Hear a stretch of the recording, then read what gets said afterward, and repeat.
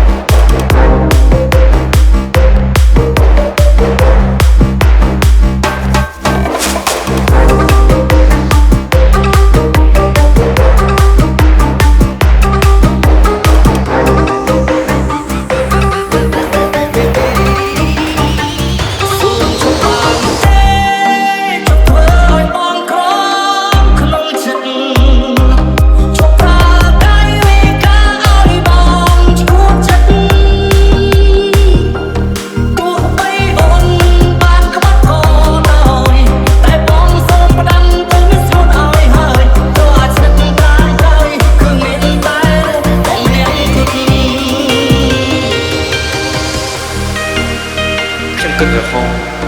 ឆ្ងល់ណាស់ថាការឈឺចាប់អាចរកបានទីតើមនុស្សម្នាក់ឈឺចាប់ខ្លាំងប៉ុណ្ណាខ្ញុំមិនដឹងទេខ្ញុំដឹងតែថា